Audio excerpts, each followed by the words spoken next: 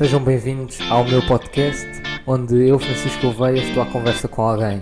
Este é o A Conversa Com. Olá a todos, sejam bem-vindos. Hoje estamos aqui numa semana um bocadinho mais especial do ano.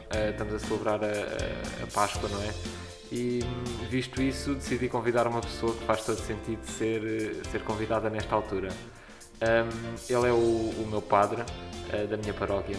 E foi uma pessoa que impactou muito na minha vida exatamente pelo contraste da sua ideologia para com a minha. A maneira de ele ver a vida com mais calma, com outros olhos de ver, porque também tem uma pessoa já muito mais velha que eu, não é? Não tem a minha idade tenra, então fez com que eu pusesse um bocadinho mais os pés na terra. É o Padre Jorge e, antes de mais, gostava de agradecer-lhe, obviamente, por ter aceito, não é? E também que falasse um bocadinho sobre quem é que é, de onde é que veio, como é que chegou aqui e como é que depois nós nos encontramos. Então estão reunidos dois atrevimentos, não é?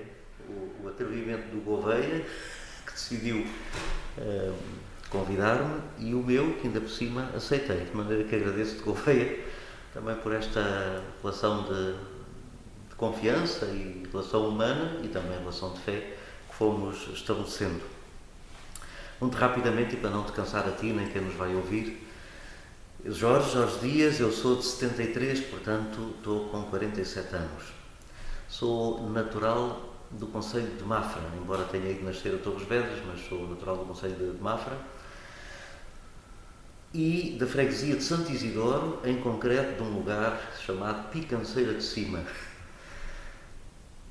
Sou filho único, minha mãe não pôde ter mais filhos. A minha família é uma família cristã e aí bebi as primeiras gotas da fé. Pelos meus 15, 14, pôs-se a questão vocacional, não é? Na escola, na catequese, nos acólitos, nunca fui escoteiro, mas pôs-se a questão vocacional. Fui para o seminário em 89, tinha acabado de fazer 16 anos. Depois tive 9 anos em seminário, acabei o secundário em São João de Estoril e depois fiz a faculdade de Teologia, seminário de Caparide, seminário de Almada e seminário dos Olivais. Os três? Os três, sucessivamente, essas várias etapas de formação. Antes disso tinha estado numa estrutura chamada pré-seminário, que tem encontros mensais. Até nós tomarmos a decisão de sair de casa, somos acompanhados de maneira a fazer algum discernimento mais aprofundado, para não sair de casa assim de qualquer maneira. Claro. E depois dessa caminhada fui ordenado padre em 98, portanto, se Deus quiser, este ano já faço 23 anos de padre. E o bispo mandou-me para o concelho do Cadaval, Algober, Figueiros e Painho. Depois daí fui para o concelho de Oeiras, pároco de Barcarena e coadjutor de Caxias e Porto Salvo. Depois fui para Queluz, de Queluz passei um tempo por Carcavelos e agora aqui estou, na Graça, onde a gente se conheceu. Já há 4 anos. Esta é a quinta Páscoa. Pois, é o 5º ano já. Pois. Nós, obviamente, tivemos um percurso muito diferente. Eu ainda não tenho, obviamente, a sua idade, portanto, ainda não tenho a vida feita, mas, pelo menos, daquilo que posso analisar da sua vida, pelo menos até à minha idade, até aos 18, 19 anos, o nosso percurso foi completamente distinto. Eu nunca estive numa família profundamente católica, nunca sequer rezámos à mesa ou vinhamos à missa, e eu entrei dentro da igreja exatamente por quase como conseguinte, não é, de eu estar nos escoteiros, porque eu, ao estar nos escoteiros, que era uma atividade que eu adorava, a minha mãe pôs-me nos escoteiros exatamente pela vertente do campismo, de sair, ela sabia que eventualmente ia fazer com que eu passasse alguns fins de semana fora de casa, e isso era uma coisa que lhe apelava muito. Eventualmente introduziram-me, obviamente, à ideologia católica. E sem eu querer, ao fim de 8 ou 9 anos, não é? Forma-se uma casa, forma-se uma comunidade, forma-se uma identidade daquilo que é a igreja. E para mim é muito difícil, e eu faço mesmo esta experiência de não vou só a uma missa e a um horário, porque normalmente assim vemos sempre as mesmas pessoas. Obrigo-me por vezes a ir à missa durante a semana, ou então ao domingo de manhã, ou vou ao sábado à tarde, mas tento sempre alternar, exatamente para ver pessoas diferentes. O quão difícil foi ter de mudar de casa tantas vezes, ou seja, mudar de igreja, mudar de paróquia. Nosso Senhor avisou os que começaram a segui-lo, não é? Que era preciso pôr as mãos ao arado e não olhar para trás.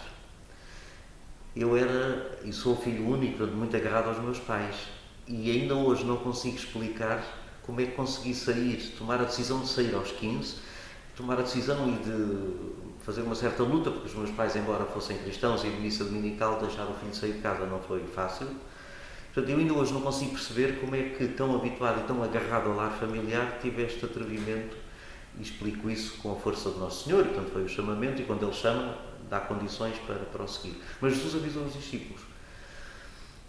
Tu já me conheces um bocadinho, sabes que eu sou muito piegas, e portanto, sempre que o Bispo me chama e me diz que é preciso ir fazer missão no outro lado, é um drama, não é? Portanto, eu farto-me de chorar e o meu coração fica muito aflito e começam umas saudades antecipadas. E, portanto, estes dias, ainda ontem, me lembrei muito das comunidades todas, de muitas caras, de muitos nomes, de uns que até já morreram.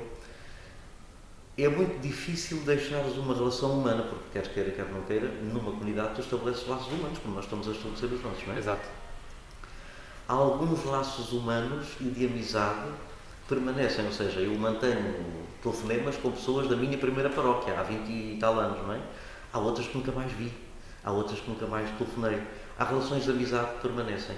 As relações de fé permanecem sempre, porque nós, quando rezamos, rezamos por todos, não é? Quando pensamos na igreja, pensamos nessa gente toda, dos que batizámos, dos que casámos, dos que levámos a sepultar, dos que acompanhámos no crescimento humano e cristão. Agora, não desconto que é muito difícil sair, mas é muito bonito, porque o que enriquece a nossa vida são as relações humanas, e o que enriquece a nossa vida é a maneira como as várias dimensões humanas vivem depois a fé. A maneira como tu vives a fé aqui na Graça, a tua história enriquece-me. As histórias por onde eu passei, as pessoas com quem me fui cruzando, foram enriquecendo a minha vida, não é? Porque o padre vai ajudando as comunidades, mas as comunidades também vão enriquecendo a vida do padre. Portanto, vais ganhando experiência, vais vendo o todo da igreja dos vários lados. A igreja tem muitos prismas, tem muitos lados para ser vista, e as várias mudanças, as várias paróquias, os vários trabalhos pastorais que são confiados ajudam-te a crescer. Por isso, por um lado é uma dor quando tu pensas no passado, por outro lado é uma paz muito grande, como é o Bispo que manda, tu obedeces, e portanto quem obedece não se engana, e é uma sensação de estares a seguir Cristo e de ires fazer aquilo que Ele mandou. Portanto, vais em paz, sabes que os desafios são muito maiores do que aquilo que tu querias, os desafios são muito maiores do que aquilo para os quais tu te sentes preparado, mas é muito bonito, sim, isso não desconto. Segundo aquilo que acabou de dizer, eu consigo estabelecer uma relação um bocadinho com aquilo que é a ideologia que nós seguimos nos caminheiros, que é exatamente seguir caminho, ter a casa às costas, ter a tenda sempre dentro da mochila, exatamente para conseguirmos fazer de qualquer sítio a nossa casa. E casa é exatamente, como estava a dizer, o sítio onde o nosso coração está, não é? Então, consigo estabelecer muito rapidamente e percebo o porquê também dos escuteiros estarem facilmente associados à Igreja Católica, também porque muitos dos princípios ensinados nos escuteiros são facilmente encontrados na Igreja, em qualquer que seja o contexto. Quando nós analisamos a vida de um padre como a sua vida, facilmente encontramos exatamente essas semelhanças, essas parecenças, em que não há morada fixa, nós não somos residentes de um sítio, nós somos residentes do mundo. E daí surge uma grande questão que eu próprio tenho, não é? Nos caminheiros e na vida em geral, não é? Que falou da relação das relações que nós vamos construindo. Quão importante é as pessoas procurarem essas relações, porque às vezes as pessoas pensam, às vezes é melhor eu fechar-me para mim e as pessoas vêm ter até mim, ou eu uma vez por mês falo com não sei quantas, ou vou ligando aqui, mas certamente com a sua experiência, todas as pessoas que já passaram pelas suas mãos, não é? Tem uma percepção um bocadinho diferente. Qual é que acha que é a necessidade das pessoas estabelecerem essas relações e efetivamente procurarem-nas? Francisco, para mim é muito claro que toda a gente, mesmo quem está num convento fechado, mesmo quem porventura seja um idoso e já não tenha filhos, nem netos, nem marido, nem ninguém, toda a gente, embora passe por situações extremas às vezes de solidão e de isolamento, toda a gente é feita para a comunhão, toda a gente é feita para a relação. E mesmo quando alguém se entrega numa vida mais contemplativa, mesmo quando alguém tem que passar numa cama muito tempo, às vezes até na idade onde a cabeça avariou e já não consegue estabelecer aparentemente relação, toda a gente é feita para a relação.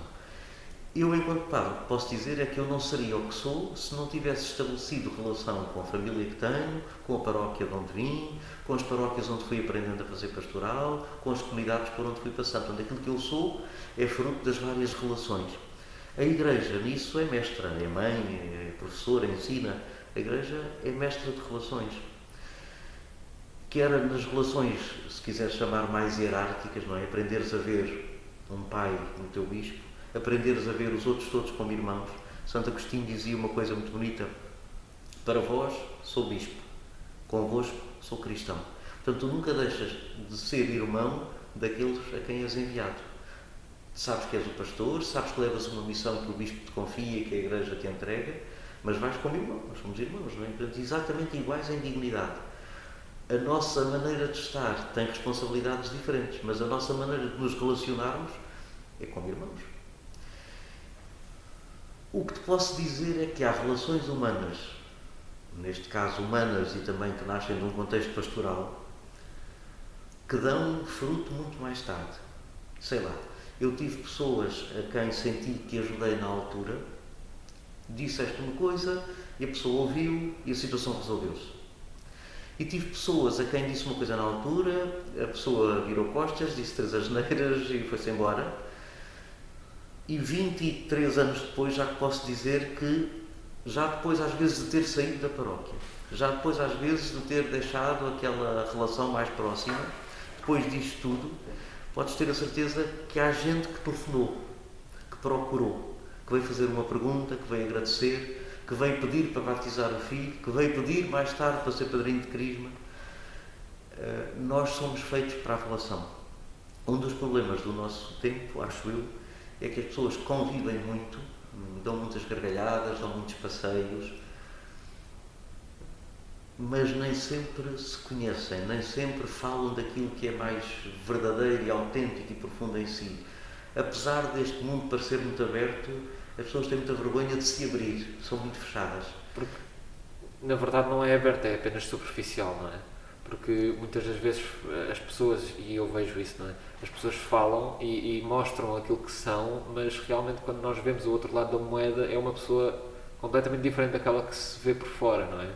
Então é muito importante também ter esta noção, não é? Há a primeira impressão que a pessoa nos deixa, mas nem sempre essa é a impressão que vai ficar para o resto da vida, porque as pessoas mostram muito facilmente aquilo que realmente são. Apenas com uma conversa de 1 ou 2 horas nós percebemos se a pessoa tem as ideias no sítio ou não, se está perdida ou não, não é? E também dessas relações todas que estava a falar surge uma questão muito engraçada, não é? E que eu tenho sempre um bocadinho de dificuldade a responder, que é, tal e qual como em qualquer lado, não é? Na igreja, como dizia ontem na homilia, há pessoas que dizem que gostam umas das outras, mas na realidade não gostam, ou outras pessoas que andam a falar mal de outras nas costas e etc. Isso não constrói uma relação, não constrói uma comunidade. O quão importante é corrigir isso, ou melhor, pode ser um erro fatal começarem a existir essas fendas numa comunidade, certo? A Igreja de cada tempo, Francisco, é feita com os homens e as mulheres de cada tempo. E, portanto, a Igreja, agora aqui na Graça, é feita por ti, por mim e por quantos aqui estão. Que tiveram a família que tiveram, a formação que tiveram, viram as séries que viram, andaram nas escolas que andaram, têm os feitios que têm. Não te escondo que há zonas da Diocese humanamente mais fáceis e outras zonas humanamente mais difíceis. É mais difícil de furar, é mais difícil de estabelecer a relação. Há paróquias onde o pastor chega e é acolhido de braços abertos, há paróquias onde o pastor chega e é um bocado acolhido, já cá ver quem é este, o que é que vem cá fazer. Há uns que veem no padre imediatamente a pessoa de Cristo, há outros que não conseguem fazer essa transposição, veem no padre aquele homem que é fraco, pecador, e não conseguem ver por trás dele a pessoa de Cristo. As comunidades têm defeitos, as comunidades, Jesus nos que escolheu, tinha o Pedro que fugiu, teve o Judas que o traiu, teve os outros que foram pedir um lugar à direita ou à esquerda para ter mais importância. É certo que às vezes as pessoas fazem jogo duplo, são capazes de querer parecer uma coisa à frente do chefe de escuteiros e depois por trás são outra. À frente do padre também querem parecer bem, às vezes até batem palmas e fazem muitos elogios, e por trás são capazes de cortar. Mas isso como fazem com o chefe da empresa, como fazem com algumas pessoas até da própria família, não é dizer muito bem no almoço, mas depois por trás são capazes de cortar.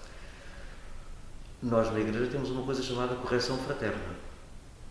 Fraterna porque é entre irmãos, e aí uma vez mais não é alguém que está acima, nós começamos por ser e de ir ter uns com os outros na qualidade de irmãos, cada um no seu lugar, mas como irmãos. Há casos onde essa correção surte efeito imediato, há casos onde só mais tarde ela resolve algumas coisas. Há puxões de orelhas que te emendam na altura, há puxões de orelhas que só mais tarde é que vão dar algum fruto. Há outros que eu não sei se dão fruto, mas estou convencido disso, e por isso sempre que eu consigo tento dizer. Às vezes não se pode dizer logo, às vezes não se pode dizer de todas as maneiras, mas sempre que consigo digo. Às vezes é preciso ganhar algum balanço, alguma coragem, mas também deixa-me que te diga, eu digo, mas as pessoas também dizem, não é? Padre Jorge, olha, aquilo que disse não pareceu bem. Padre Jorge, olha, aquilo que fez, se calhar podia ter feito. E também é preciso estar disponível para isso, não é? Porque a correção fraterna tem dois sentidos, não é? Acima de tudo, é preciso deixarmos que Deus nos corrija, não é? Porque o nosso crescimento não se faz de mim a crescer para ti ou de ti a crescer para mim, faz dos dois a crescer para Deus. Isso tem que estar na base. Fazer com que os filhos cresçam não é fazer com que eles sejam iguais aos pais, é fazer com que eles descubram o caminho. E por isso a correção, o crescimento na comunidade, o crescimento humano e na fé, faz-se puxados por Deus, atraídos por Deus, e não apenas por questões de educação ou correção humana. Passa por aí, mas é para mais do que isso. E é muito importante ter esta noção, e pelo que estava a dizer, eu obviamente sei que tem isso muito em conta, que nem sempre que nós vamos para dar um conselho, uma palavra amiga, essas coisas são bem aceitas. O que é que recomendaria a uma pessoa que quer ajudar, mas que não é aceite? Ou seja, não aceitam a sua ajuda. Obviamente, toda a gente tem as suas razões pelas quais não aceita a ajuda dos outros, ou então daquela pessoa em particular. Mas, se tivesse de dar assim um conselho a alguém... Francisco, há uma coisa que eu tento sempre fazer. Eu posso não concordar contigo, posso até nem simpatizar contigo, posso até ter gerado, sei lá, uma certa ira, um certo rancor por alguma coisa. Mas há uma coisa que eu sempre tento fazer. Tento pôr-me no lugar do outro. A educação que teve, a história que teve, porque é que reage assim, tento entender o outro. E, portanto, uma das coisas que eu peço é que, quando eu digo alguma coisa, a outra pessoa também tente pôr-se no meu lugar. Porquê que o Jorge disse aquilo? Porquê que o padre disse aquilo? Porquê que o padre disse daquela maneira? Porquê que disse naquele dia, ou com aquela doçura, ou com aquela agressividade? Que a outra pessoa também tente perceber como é que é ver as coisas do lado do padre. Portanto, é aquilo que eu espero. Depois, podem concordar ou discordar, mas ao menos peço sempre que tentem entender. Devo dizer-te que muitas vezes isso não acontece, não é? Eu percebo claramente que a pessoa não faz um esforço por entender que o padre disse uma coisa, aquilo não foi agradável e não conseguiu aceitar e já está. Mas Jesus advertiu isso, não é? Os apóstolos, Nosso Senhor disse que era preciso às vezes sacudir o pó das sandálias e seguir caminho, não é? E disse: envio-os como cordeiros para o meio de lobos. Portanto, um dos grandes desafios que eu sinto aqui na Graça, e até nem te digo em relação à comunidade que mais por aqui se reúne, porque isso é mais fácil, não é? Contigo, com os escuteiros, com o catequese, com os acólitos, é fácil. Mesmo com as senhoras já de mais idade e mais cristalizadas às vezes no feitio, isso vai-se fazendo. A minha grande questão é como é que nós conseguimos dizer algumas coisas a esta gente que por aqui anda e que eu não sei como é que se chega. Pela maneira como se vestem, pela maneira como falam, pela maneira como orientam a vida, eu gostava às vezes de ter coragem para estabelecer relação com esta gente, tentar perceber o que é que vai na cabeça deles, porque eu não sei, e lá está, queria pôr-me no lugar deles, o que é que os leva a ser assim, mas gostava tanto que eles percebessem que era também estar um bocadinho no meu lugar, e eu não sei como é que essa ponte se faz. É um dos meus desafios para os quais não tenho resposta neste momento. Sim, eu acho que obviamente ninguém tem resposta para isso, porque se qualquer pessoa neste mundo tivesse a chave para a conexão humana, era Deus, não é? Porque só Deus é que tem essa capacidade de se ligar a todos.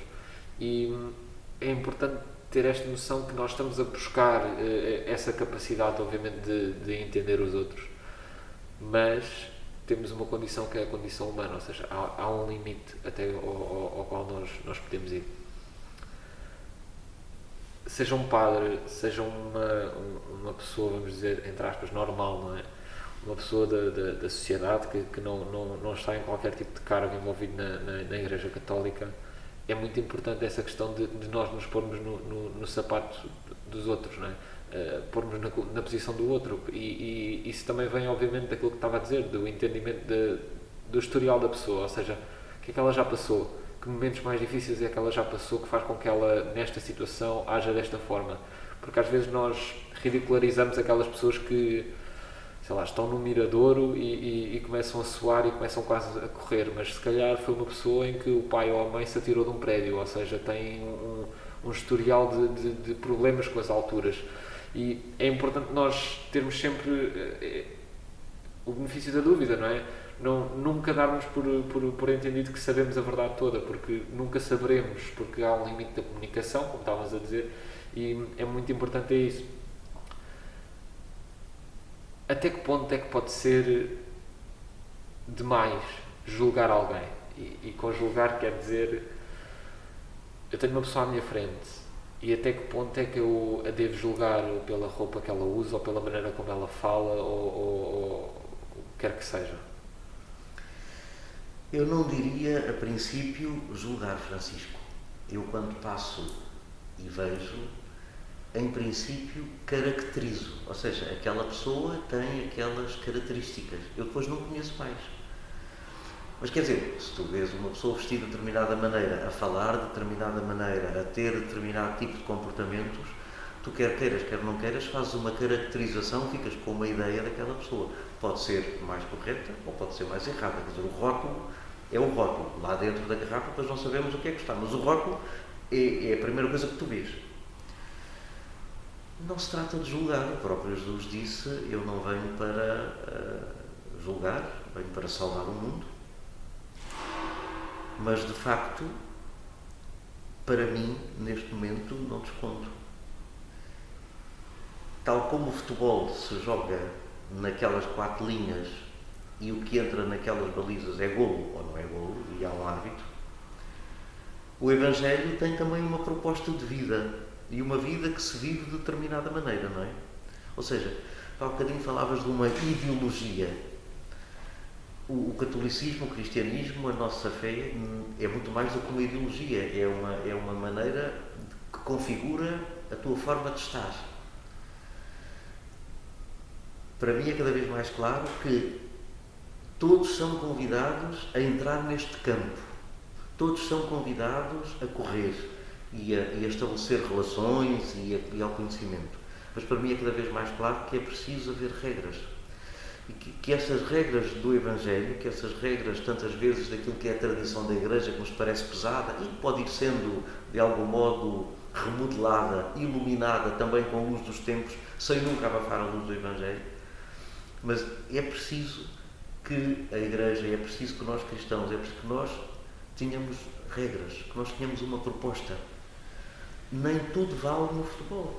Sim, porque... Há faltas, isto, desculpa interromper, Francisco, para mim é decisivo. Nós temos que propor algo de muito claro. Nem tudo vale, nem tudo vale. Agora, até chegarem a isso, é preciso apanhar muita luz, não é? Sim, eu acho que é muito importante ter essa noção bem encaixada, que é toda a organização, e sendo a Igreja Católica obviamente uma organização, tem de ter regras pelas quais se rege, e toda a gente que está dentro desta organização tem de respeitar certas normas. Até que ponto é que uma pessoa do exterior poderá dizer ou não que regras é que têm de ser aplicadas, até onde é que é o limite do campo, porque historicamente as sociedades começam a colapsar exatamente no momento em que as linhas do campo começam a desaparecer, ou seja, em que deixam de haver restrições, em que deixam de haver identificações binárias das coisas, o que é preto, o que é branco. Quando tudo começa a ser cinzento, as coisas perdem-se. Até que ponto é que uma pessoa de fora, e de fora caracteriza uma pessoa como uma pessoa que não pertence à Igreja Católica, um ateu, o que quer que seja, não é? Pode opinar sobre as linhas, não é? Porque as regras do jogo eu compreendo que as pessoas até possam dizer isto ou aquilo, exatamente naquele âmbito de ajudar ou de criticar, ou olha, vocês na vossa paróquia porque é que não tentam fazer isto ou fazer aquilo, ou ajudem aquele tipo de pessoas. Eu compreendo, mas até que ponto é que as pessoas podem estar a opinar sobre que linhas limitam a estrutura da Igreja? Francisco, opinar qualquer pessoa pode, não é? Tu podes ter opinião sobre o que quiseres, eu posso ter opinião sobre o que quiser. A minha opinião será tanto mais fundamentada quanto mais eu conhecer a realidade sobre a qual eu me vou pronunciar. O povo costuma dizer que quem está de fora não racha lenha. Não é verdade. O olhar dos que estão de fora ajuda-nos, às vezes, a ver uma coisa que nós dentro não conseguimos ver. Portanto, é muito importante que a Igreja se abra à tal relação até com aqueles que não acreditam, que têm outra visão completamente diferente. Não me espanta que haja várias opiniões. Custa-me que algumas opiniões venham como donas da verdade. Custa-me que se fale da Igreja com 2000 anos de experiência, alguém com 10 ou 15 anos de vida, numa adolescência da vida, e fale de 2000 anos de história como se fossem todos mentecaptos. Como se esta gente toda que está para trás fosse toda gente burra, estúpida. Portanto, isto foi tudo uma palermice e agora nós descobrimos a pólvora. Isso é uma coisa que me magoa, que me faz muita impressão.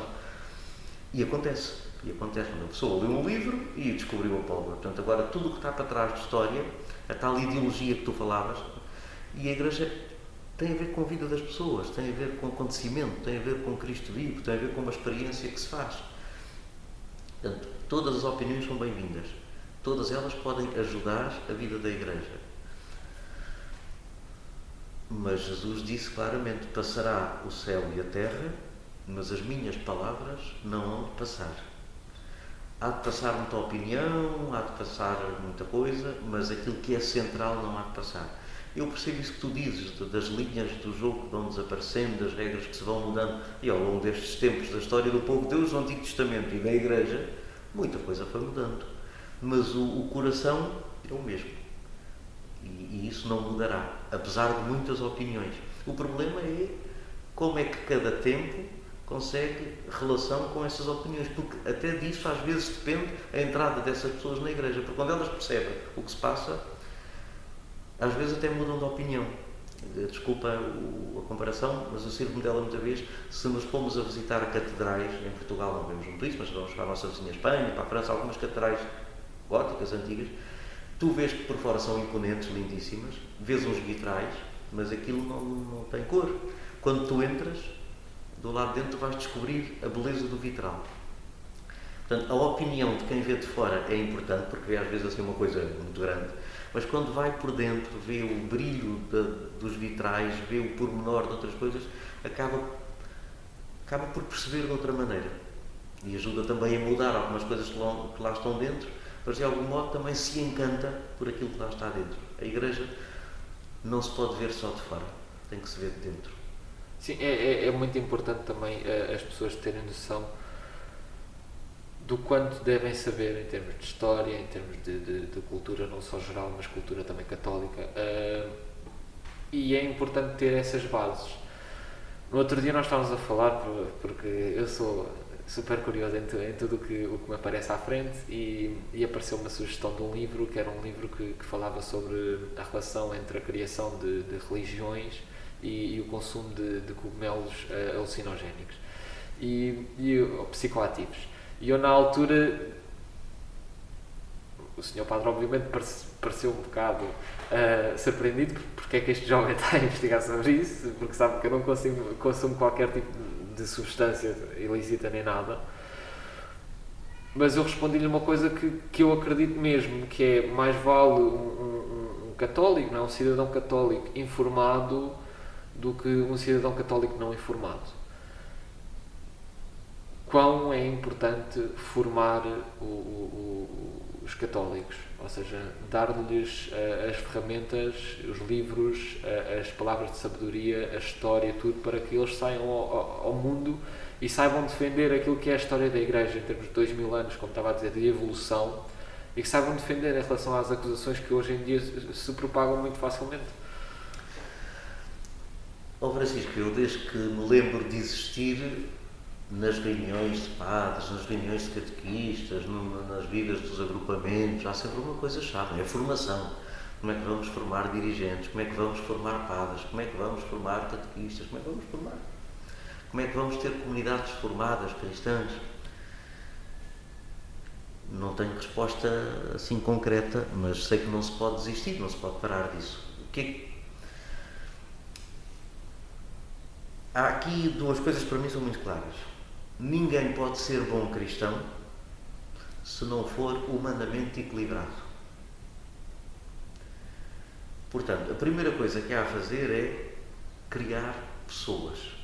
Gente humanamente, naturalmente capaz de ser uma pessoa aberta. Educar. Educar é conduzir para fora. É que se educa, é conduzir para fora. E, portanto, uma pessoa fechada em si nunca se deixará formar. Portanto, a primeira etapa da formação é fazer pessoas humanas abertas, olhos abertos, ouvidos abertos, capazes de ver, de olhar, de compreender, de aceitar, de comparar. Eu acho que sim. Por outro lado, a luz do Evangelho ajuda a natureza humana a ultrapassar certos limites que são próprios dela. Mas não penses que é por dar a primeira comunhão a um garoto ou por mandar água à cabeça no batismo que ele vai ficar uma pessoa muito boa. Porque a natureza precisa da graça, mas a graça e a natureza, nós estamos num convento da Ordem de Santo Agostinho, a graça e a natureza caminham a par e passo e não se anulam. Por isso, é muito importante formar pessoas.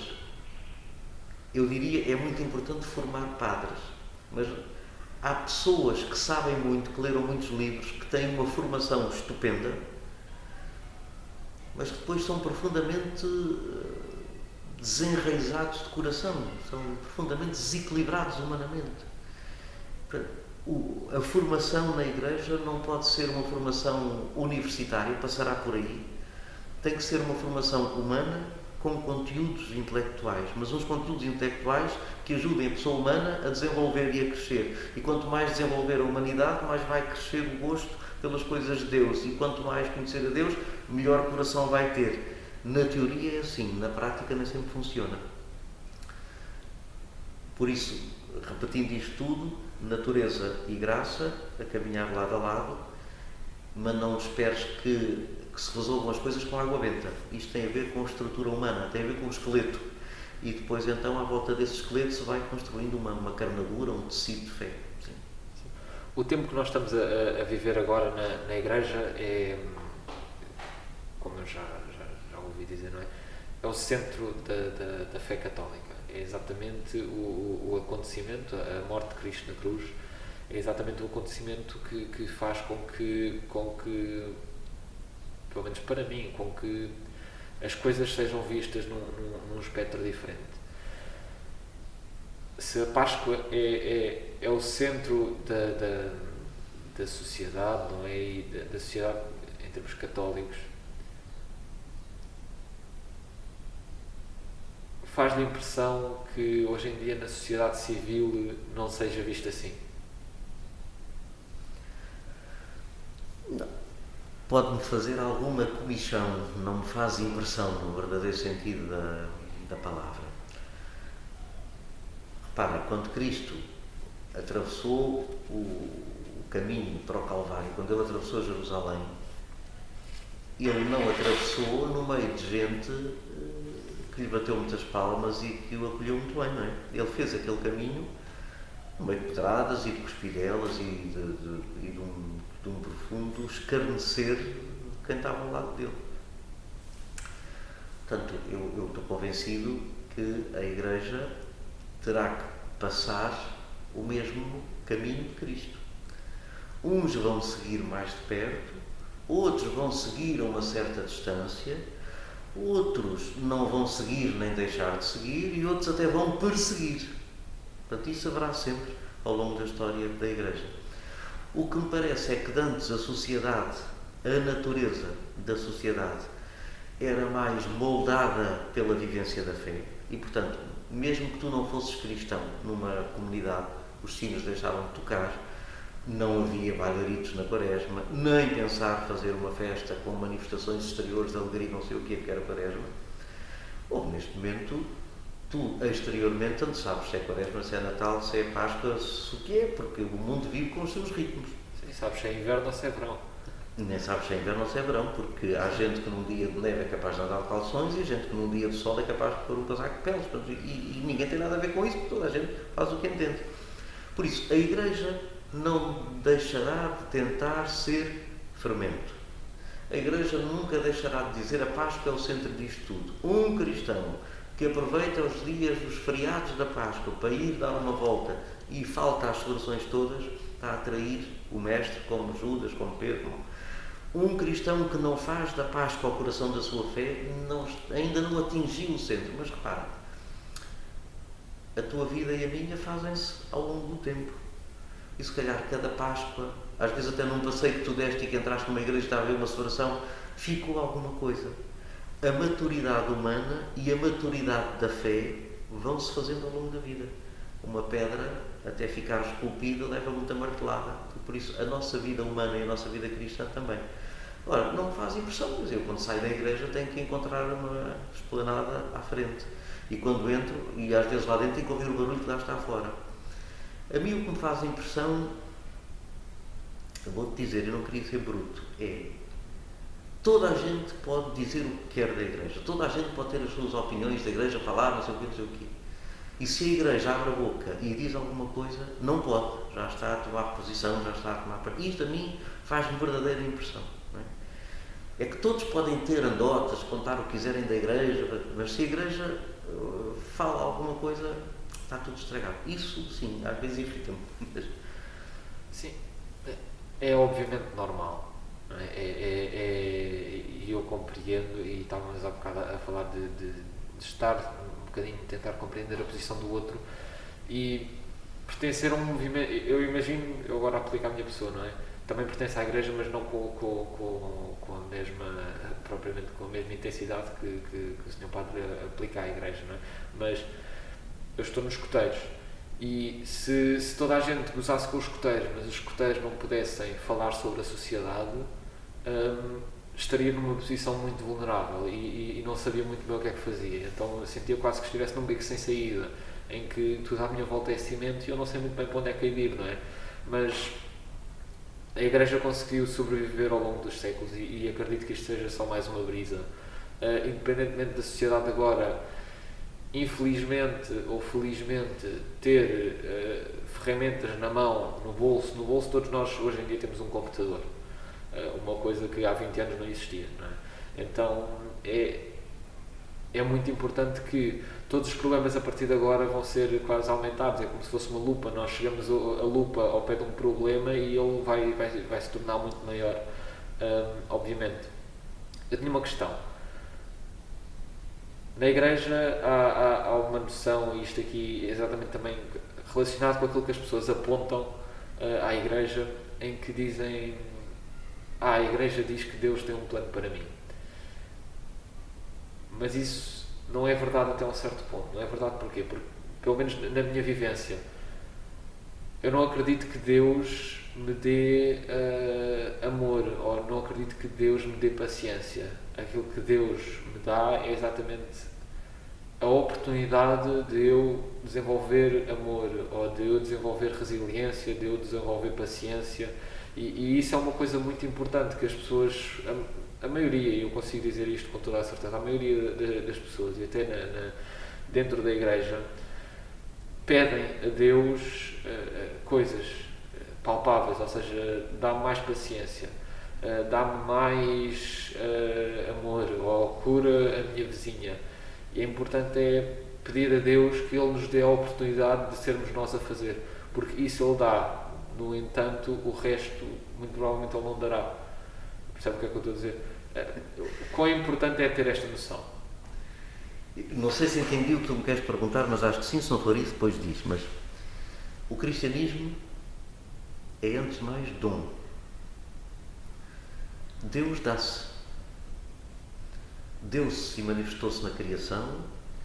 Deus é como, porque é eterno, porque é infinito. Eu, quando era garoto, imaginava uma panela de água a ferver, e quando aquela água está a ferver, quando a temperatura é muita, a água deita por fora. Deus, no seu amor infinito, isto agora é assim um bocadinho complicado, porque Deus é Pai, é Filho e é Espírito, portanto são três pessoas numa relação de amor. Deus passa para fora, Deus prolonga-se, se quiseres, o seu amor na criação. O cristianismo é dom, porque depois o próprio Deus vem à Terra. Jesus Cristo dá-se. E agora estamos a ver a Páscoa, tem a ver com essa entrega total. Tendo amado os seus, amou-os até ao fim. É claro que quando há um dom, tem que haver depois uma capacidade de acolher esse dom. Se te querem dar uma prenda, um presente, tu tens que arranjar maneiras de o segurar. Agora, pode às vezes, e todos nós já fizemos experiência disso nos anos ou no Natal, daquela prenda que me deram não era aquilo que eu queria. E às vezes é uma inutilidade. Às vezes, tempos mais tarde, até acabou por fazer falta. Não sei se a comparação é boa.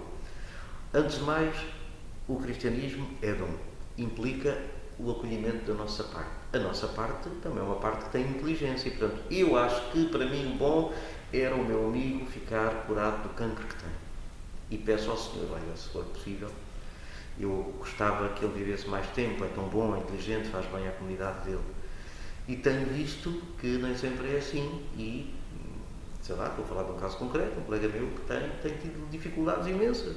E eu pergunto, mas porquê? Quer dizer, um plano novo, no auge da vida, porquê que é isto? A resposta é olhar para a cruz. E o próprio Jesus disse ao Pai, se for possível, afasta de mim este cálice, não se faça a minha vontade, mas a tua. Esta vontade de Deus, este discernimento, há de fazer-te feliz. Por muito que tenha momentos de dor, de tristeza, de infelicidade, de contrariedade, tudo ao contrário. Até tocar a morte, que é assim o mais baixo de tudo. Deus quer a vida e Deus quer-te vivo. Nós, de algum modo, viramos isto ao contrário porque quisemos fazer as coisas à nossa maneira, na linguagem do Gênesis, não é? Portanto, isto não vai ser como Deus quer, eu vou comer os frutos onde eu quero, e nós viramos isto ao contrário. E, portanto, temos muita dificuldade em receber o dom. Eu percebo isso que tu dizes. Deus dá-me condições para eu ter mais paciência. Deus dá-me condições, se eu me alimentar melhor, para ter outro tipo de saúde. É tudo verdade. Mas o cristianismo é mais do que isso. Há, de facto, um dom que implica um acolhimento. Há uma graça. A palavra graça tem a ver com isto. Com uma coisa, por mais que eu faça, não depende de mim.